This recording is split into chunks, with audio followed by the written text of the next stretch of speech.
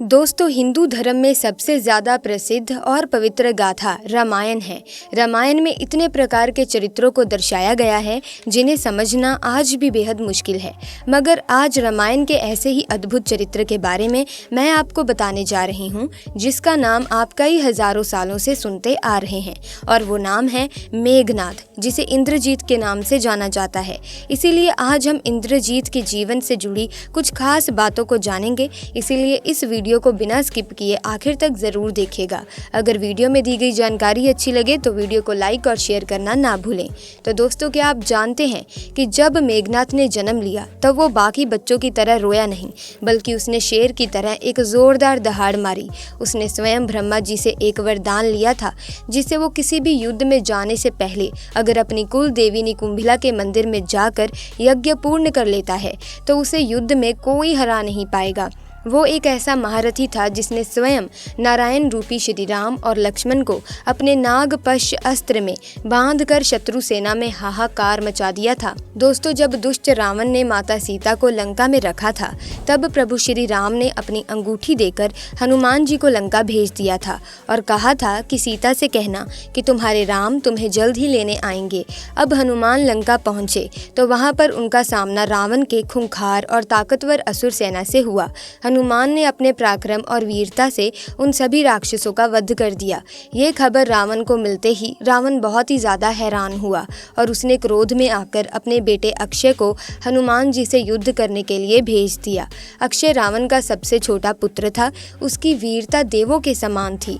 वो स्वभाव में बहुत ही सरल था। उसे युद्ध से नफरत थी और वो हमेशा वेदों के अध्ययन में ही लीन रहता था।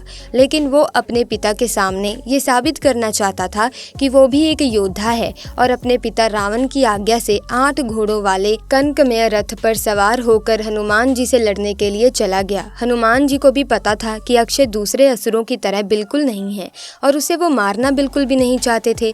लेकिन हनुमान जी के बहुत समझाने के बावजूद भी जब अक्षय नहीं माना तो हनुमान जी को बहुत ही दुख के साथ उसका वध करना पड़ा। दोस्तों, जब ये समाचार रावण को मिला तो बहुत ज्यादा ही दुखी हो गया। लेकिन उससे भी ज्यादा दुख अगर किसी को पहुंचा था तो वो था इंद्रजीत। अक्षय और इंद्रजीत दोनों भाई थे। इन दोनों के बीच बहुत प्रेम था। अक्षय की मौत की खबर सुनकर इंद्रजीत क्रोध में आ गया था और वो अकेले ही हनुमान से युद्ध करने के लिए चला गया। इंद्रजीत अपने माया जाल से हनुमान पर भारी पड़ने लगा, पर कुछ ही देर में हनुमान जी उसकी माया को समझ जाते हैं और उस पर हमला करने लगते हैं। ये देखते हुए इंद्रजीत हनुमान के ऊपर कई सारे अस्त्रों का प्रयोग करता है, पर उनमें से कोई भी अस्त्र हनुमान जी को नुकसान नहीं पहुंचा पाता।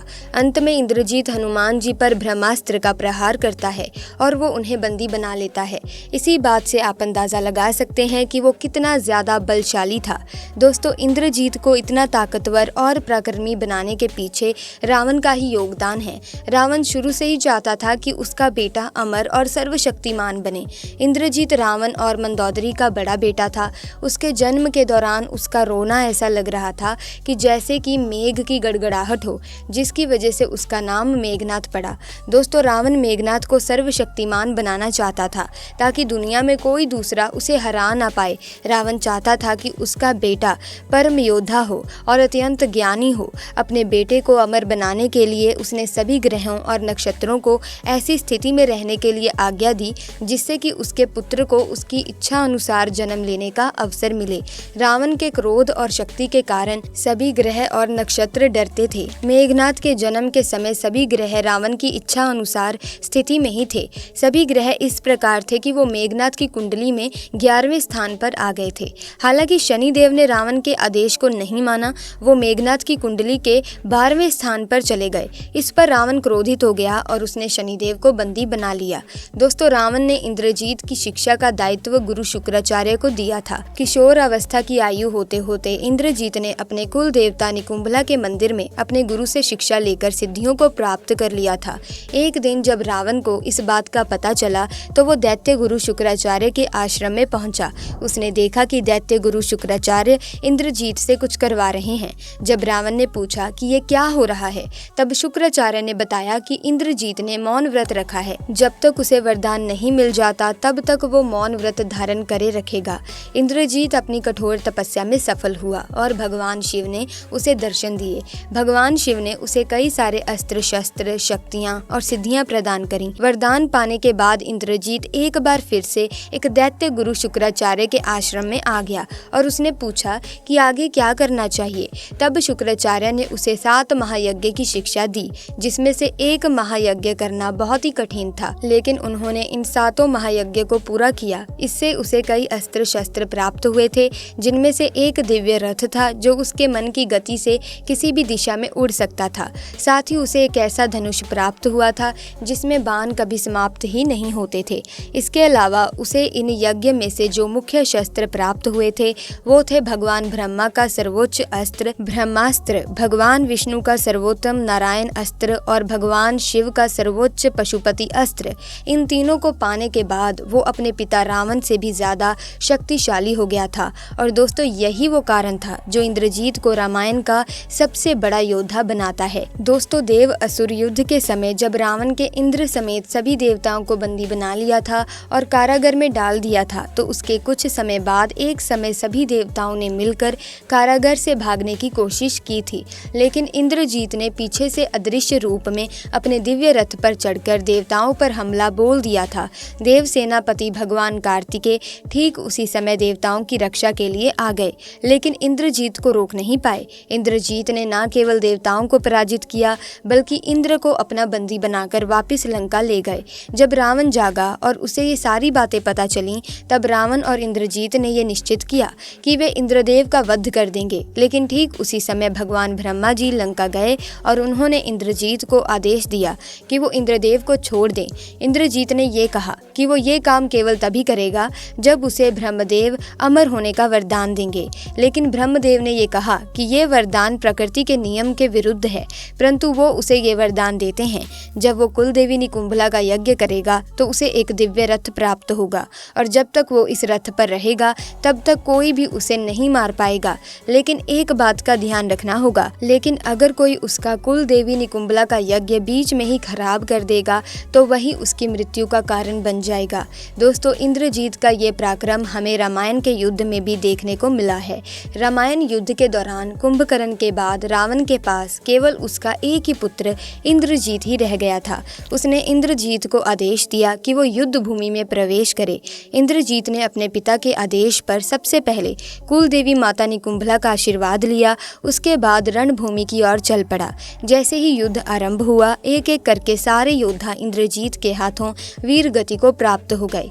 अंत में लक्ष्मण और इंद्रजीत के बीच युद्ध होने लगा। जब इंद्रजीत के सारे अस्त्र असफल हो गए तो उसने अदृश्य होकर पीछे से सारी वानर सेना भगवान श्री राम और लक्ष्मण पर नागपाश का प्रयोग किया। तभी हनुमान जी को एक उपाय सूझा कि भगवान गरुड़ इसको काट सकते हैं। तो हनुमान जी तुरंत ही गरुड़ जी को ले आए और गरुड़ जी ने सभी को नागपाश के बंधन से मुक्त कर दिया। दूसरे दिन जब रावण को पता चला कि सभी वानर सेना भगवान श्री राम और लक्ष्मण जी नागपाश से मुक्त हो गए हैं, तो क्रोध में आकर उसने दूसरे दिन एक बार फिर से इंद्रजीत को युद्ध भूमि में भेजा। इस बार इंद्रजीत ने रणभूमि में घोषणा की कि आज वो लक्ष्मण या राम में से किसी एक को तो मार ही देगा। उसकी ललकार को सुनकर लक्ष्मण भगवान श्री राम का आशीर्वाद लेकर उसका सामना करने चल पड़े। दोनों के बीच भयंकर युद्ध छिड़ गया। इस युद्ध में जब लक्ष्मण इंद्रजीत पर भारी पड़ने लगा तो क्रोध में आकर उसने लक्ष्मण पर पीछे से शक्ति अस्त्र का प्रयोग किया, जिससे लक्ष्मण तुरंत जमीन पर गिर गए। जिसके बाद सुषेण वैद्य के कहने पर हनुमान जी संजीवनी बूटी लेकर आए, जिससे लक्ष्मण जी का उपचार हुआ और वो बच गए। दोस्तों, तीसरे दिन जब रावण को ये पता चला कि लक्ष्मण ठीक हो गए हैं, तो उसने एक बार फिर से इंद्रजीत को ये आदेश दिया कि वो युद्ध भूमि में जाए। लेकिन इस बार फिर से लक्ष्मण इंद्रजीत पर भारी पड़ रहे थे, जिसको देखकर उसने अंतिम 3 महाअस्त्रों का प्रयोग किया, जिससे बढ़कर कोई दूसरा अस्त्र सृष्टि में ही नहीं है। सबसे पहले उसने ब्रह्मास्त्र का प्रयोग किया, लेकिन ब्रह्मास्त्र लक्ष्मण को प्रणाम करके निस्तेज होकर लौट गया। फिर उसने लक्ष्मण पर भगवान शिव का पशुपति अस्त्र का प्रयोग किया, लेकिन वो भी लक्ष्मण को प्रणाम करके कहीं गायब हो गया। फिर उसने भगवान विष्णु के वैष्णव अस्त्र का प्रयोग किया, परंतु वो भी उनकी परिक्रमा करके लौट आया। अब इंद्रजीत समझ गया था कि लक्ष्मण एक साधारण नर नहीं बल्कि स्वयं भगवान के अवतार हैं, और वो तुरंत ही अपने पिता के पास पहुंचा और उन्हें युद्ध ना करने के बारे में समझाने लगा। लेकिन लेकिन रावण तब भी नहीं माना और उसने इंद्रजीत को फिर से युद्ध भूमि में भेज दिया। दोस्तों, इंद्रजीत एक पितृभक्त पुत्र था। उसे पता चल गया था कि राम लक्ष्मण स्वयं भगवान हैं, फिर भी उसने पिता का साथ नहीं छोड़ा। इंद्रजीत की पितृभक्ति में रामायण के प्रभु श्री राम के पितृभक्ति के समान बताई गई है। दोस्तों, इसी के साथ जब उसकी मां मंदोदरी ने उसे ये कहा कि मनुष्य मुक्ति की ओर अकेले ही जाता है, तब उसने कहा कि पिता को ठुकराने पर अगर मुझे स्वर्ग मिले तो मैं स्वर्ग को ठुकराने को तैयार हूँ। इंद्रजीत को पता चल गया था कि पराजय तो होनी ही है, लेकिन भगवान के हाथों वीरगति को प्राप्त होना तो सौभाग्य की बात होगी, और ये सोचकर उसने फिर से एक बार महासंग्राम आरंभ किया। इसीलिए अंत में लक्ष्मण ने भगवान श्री राम जी का नाम लेकर बाण छोड़ा, जिससे इंद्रजीत के हाथ और शीश कट गए और उसका शीश कटकर भगवान श्री राम के चरणों में पहुंच गया, और इस तरह से अंत हुआ सर्वशक्तिमान इंद्रजीत का। तो दोस्तों, ये है मेघनाद के बारे में जानकारी, जिसका रामायण में भी ठीक से वर्णन नहीं है। कहते हैं दोस्तों कि इंद्रजीत के बल की जितनी तारीफ की जाए उतनी ही कम है, क्योंकि वो अकेला ऐसा योद्धा था जिसने एक ही दिन के युद्ध में 67 मिलियन वानरों को मौत के घाट उतार दिया था, और लंका में वो अकेला ऐसा योद्धा था जो पूरी वानर सेना को अपनी गर्जना से बिखेर सकता था, मगर घमंड की वजह से मौत के घाट उतार दिया गया। दोस्तों, घमंड कभी करना ही नहीं चाहिए। जो व्यक्ति अहंकार घमंड में आ जाता है तो उसका सर्वनाश होना तय है। ऐसे में अगर आप में सबसे ज्यादा बल बुद्धि है तो उसका कभी भी अहंकार ना करें, क्योंकि अहंकार व्यक्ति को मौत के घाट उतार देता है।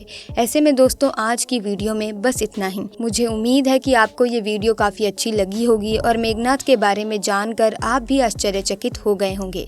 ऐसे में अगर वीडियो अच्छी लगी तो वीडियो को लाइक करें, शेयर करें और चैनल को सब्सक्राइब करके बेल आइकन को प्रेस करें, ताकि आने वाली नई वीडियोस की अपडेट आपको मिलती रहे। आपका बहुत बहुत धन्यवाद।